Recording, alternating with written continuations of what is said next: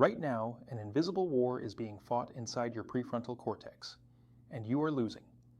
Every scroll, every notification, every silent craving to check your phone is not an accident. It is an engineered hijacking of your survival mechanism. 2,000 years ago, the Roman Emperor Marcus Aurelius warned that the soul becomes dyed with the color of its thoughts. Today, our souls are being dyed by an algorithm designed to exploit a single misunderstood molecule: dopamine. But this isn't a generic speech about quitting social media. This is a scientific breakdown of how modern society trapped your focus, and the exact blueprint used by history's elite minds to break the cage, reclaim deep focus, and unlock elite execution. Welcome back to Infinite Motivation. If you want to rebuild your attention span, turn off your distractions, and let's begin. To defeat the trap, you must first understand how it works.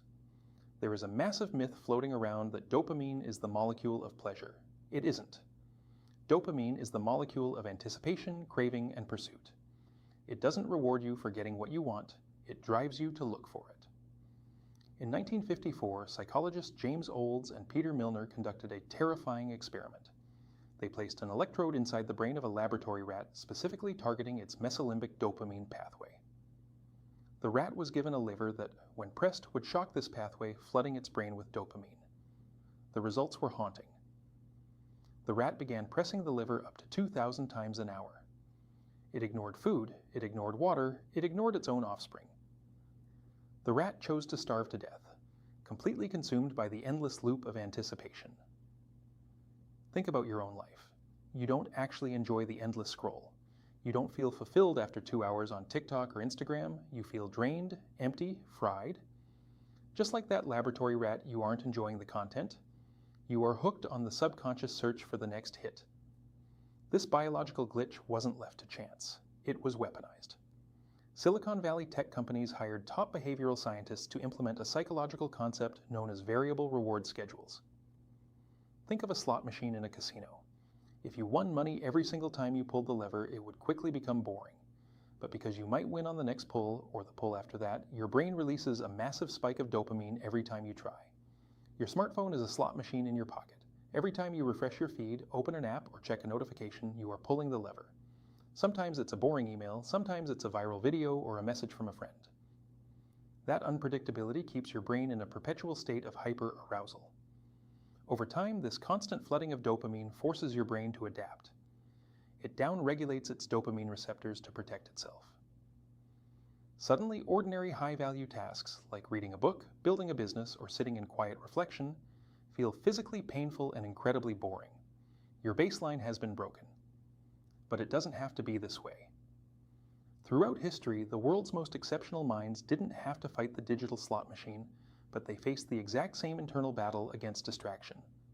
How did they handle it? They didn't avoid boredom, they weaponized it. In ancient Rome, Stoic philosophers practiced a concept called voluntary discomfort. They understood that if you constantly indulge your base desires, you become a slave to them. Leonardo da Vinci would lock himself in an empty room for days, staring at a blank canvas, forcing his brain to endure the vacuum of silence until his creative genius was triggered. Historically, artists and polymaths feared what they called horror vacui, the fear of empty space.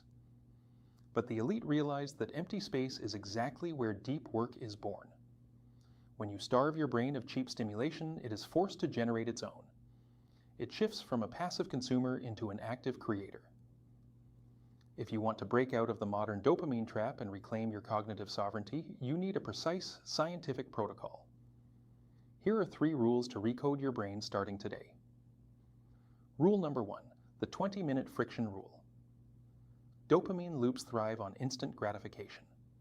If a distraction is within arm's reach, your brain will choose it automatically when a task gets difficult. To break this, create physical friction. Put your phone in another room, lock it in a drawer, or use applications that block access for a set period. If it takes 20 minutes of effort to access your primary distraction, your brain will naturally default back to the work in front of you.